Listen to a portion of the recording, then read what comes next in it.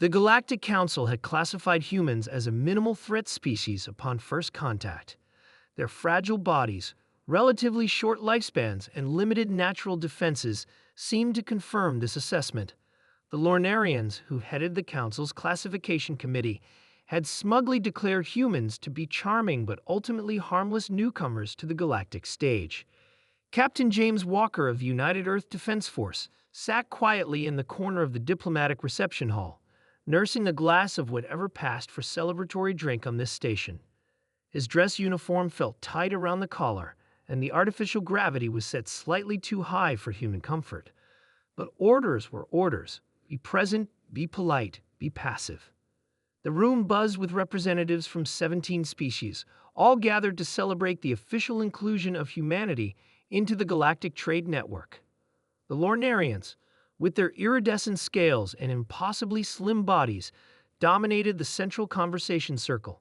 Their ambassador, Trill, was particularly vocal. "We find human resilience admirable, if somewhat primitive," Trill was saying to a cluster of council representatives.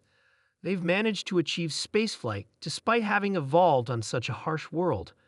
Walker took another sip, resisting the urge to interject. Humans had been instructed to appear docile during these proceedings. The military representatives were present as a formality only. "Tell me, human." A voice suddenly addressed Walker directly. He turned to face a Vexillian, a species known for their bluntness and curiosity. Their name was Dorn, according to the translator badge. "What makes your kind survive despite your obvious biological limitations?" Dorn asked, multiple eyes blinking in sequence. Walker considered the diplomatic answer, then decided against it. 3 weeks of watching aliens condescend to humanity had worn his patience thin. "We've learned to make friends with death," Walker said simply. The translator must have struggled with the concept because Dorn tilted their head in confusion. "Explain this friendship concept with a non-sentient biological process," Dorn requested. The nearby conversations quieted as other representatives turned to listen. Walker noticed the Lornarian ambassador's attention shift toward him as well. "Where I'm from on Earth, there's an old saying. Every soldier knows what death tastes like," Walker began. "It's metallic, like blood in your mouth when you've been hit too hard. It's the smell of burning flesh when a plasma weapon grazes you. It's the silence that follows an explosion." The room had gone completely still now. "I don't understand," Trill interjected. "Your species cannot literally taste death. This must be a translation error." Walker smiled, but it didn't reach his eyes. "It's not literal, Ambassador. It means we become intimately familiar with our mortality. We've faced it, accepted it, and learned to use it." "Use death? Impossible," shittered one of the Krell representatives from across the room. "Humans evolved as persistence hunters," Walker continued, setting his glass down. "We couldn't outrun our prey, but we could outlast them. We chase animals until they collapse from exhaustion. We learned early that sometimes victory comes not to the strongest, but to those willing to endure the most suffering." The Vexillian Dorn seemed fascinated. "This explains much about your history of conflict." "Our history taught us that death is inevitable," Walker said. "But what we do before we die, that's what matters. Every human soldier knows they might not come home. We fight anyway." Ambassador Trill's scales had lost some of their luster. "These are primitive instincts. Advanced civilizations move beyond such thinking." Walker turned to face the Lornarian directly. "With respect, Ambassador, your people have never had to fight for survival. Your homeworld has no predators, no natural disasters, no resource scarcity. You evolved in paradise." "And you evolved in a nightmare," Trill countered. "We evolved in reality," Walker corrected. "Earth taught us hard lessons. We learned to adapt, to overcome, to sacrifice for each other. When a human tells you they're willing to die for something, believe them."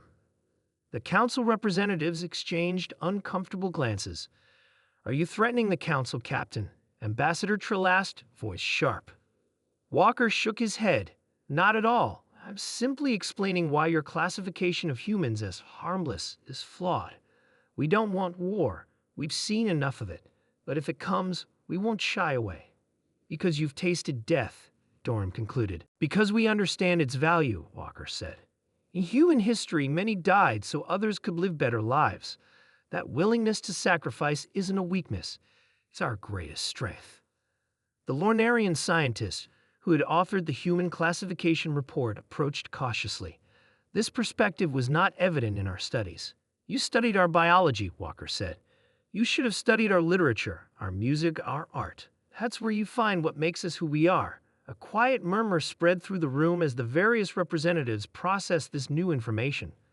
Commander Lana Reed, Walker's superior officer, suddenly caught his eye from across the room and gave him a small nod. The message was clear. The point had been made. 3 days later, the Galactic Council revised humanity's classification from minimal threat to approach with caution. The official report cited profound psychological resilience and unconventional strategic philosophy as reasons for the change. As the United Earth delegation prepared to return home, Ambassador Trill requested a private meeting with Captain Walker. "Your words have caused quite a stir, Captain," the Lornarian said without preamble. "I only spoke the truth, Ambassador." Trill's scales shimmered with a new pattern. Respect, Walker's translator suggested. "The Council has existed for 12,000 years without major conflict," Trill said. "We value peace above all else." "So do we," Walker replied. "Humans don't seek death, Ambassador. We've just learned not to fear it when something more important is at stake." "And what does humanity consider more important than life?" Walker thought for a moment. "Freedom, justice, love, the chance for our children to live better lives than we did." Trill was silent for a long moment. "Perhaps we have more to learn from each other than I initially believed." As Walker boarded the transport back to Earth, he reflected that sometimes the most important diplomatic messages weren't found in formal agreements, but in honest conversations about what makes us who we are, even when those conversations leave a taste like metal in your mouth.